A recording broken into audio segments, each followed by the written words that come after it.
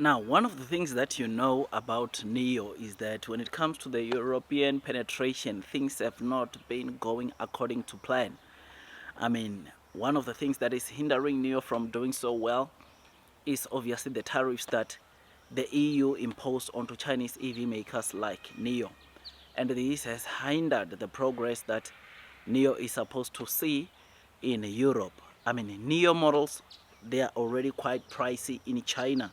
You can imagine how much people will have to buy to own a Neo in Europe if they are already expensive or cannot be afforded by just anyone in China. This has brought some stagnation onto the progress that Neo is supposed to see in Europe. And this, my friends, has been making a lot of the investors of Neo not to even talk about Neo sales in Europe, including myself, because it's like the kind of sales that we are seeing onto Neo in Europe, it's a drop in an ocean when comparing to the kind of sales that Neo is actually generating in China. Last time I checked, Europe was contributing like 1% of Neo's total sales, which therefore just makes you see that Neo has not been doing so well in Europe. And like I said, some of the things is, number one is obviously the tariffs that are making Neo to cars to be so expensive, not being able to be afforded by just anyone there, making cars like BMW, Mercedes, the BBAs to do exceptionally well. But in China, things are changing. Neo is doing exceptionally well there because people or the consumers are actually starting to realize that Neo has to offer more, or Neo offers more than your BBAs would offer in the Europe. And I think the BBAs offer, and I think if the Neo prices, if we are to be honest, were quite affordable in Europe, I have no doubt in my mind that Neo would have started already causing the pain or causing the loss of market share from some of these BBAs or the BBAs in Europe, which is something that is very, very good.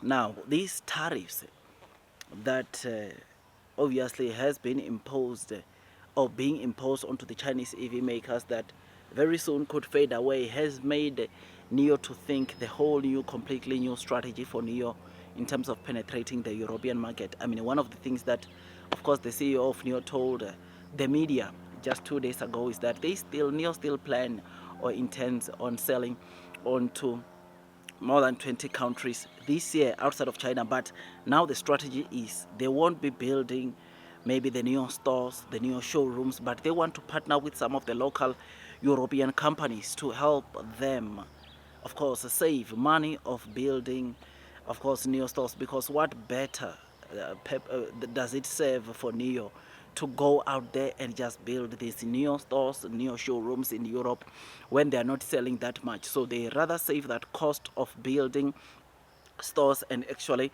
partner with the local companies to to sell their cars, or to help these local companies sell their cars in Europe. That one makes sense, and that is a strategy that Neo is going to be using in Europe. Yes, they are going to use their existing Neo houses, Neo showrooms, but obviously I don't think they will be aggressive building or deploying more Neo rooms, Neo stores, because they see that they are losing money.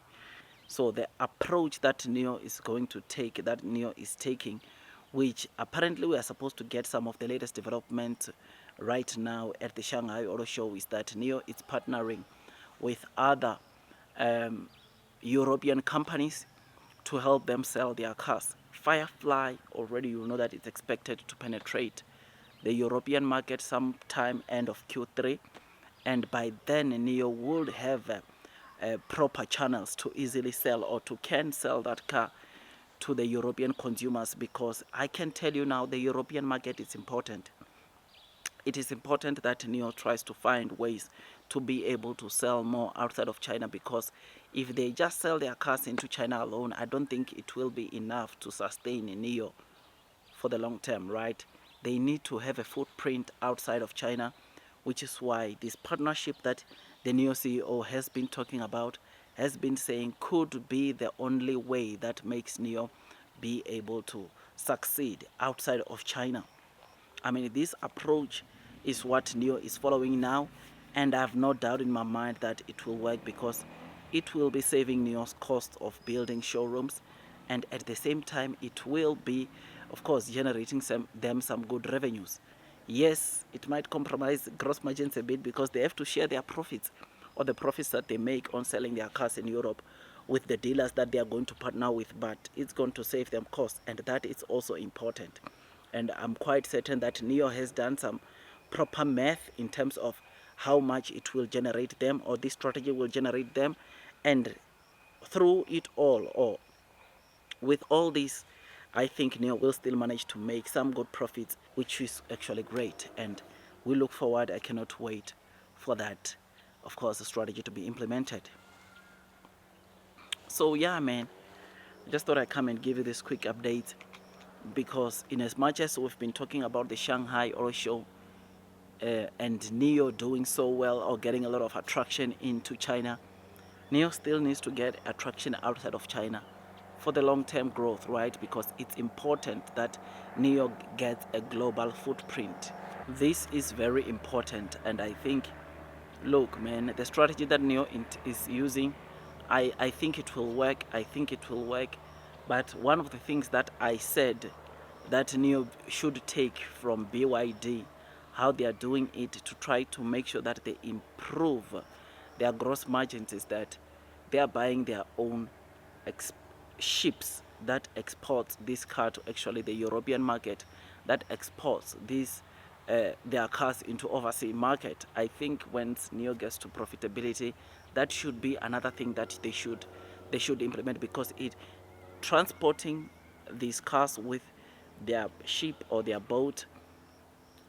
ship, I think it will save them some costs, because they need to pay, obviously, the shipping company also some money, and obviously that shipping company needs to profit also, which getting their own ship might also cut the cost, and we've discussed about that already. So yeah, man, I look forward.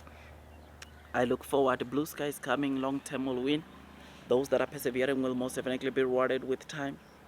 Yeah, man, I'm just happy about the developments that we're seeing onto Neo. And something very important that the Neo CEO that has been stressing of getting to profitability in Q4, that is also very much important, and I'm happy about that. I'm happy that the Neo CEO is able, or it's still, he is insisting on profitability. He still sees profitability coming in Q4, which is very, very important to investors. Blue sky is coming, long term will win. Those that are persevering throughout the headwinds, the share price will most definitely be rewarded with time.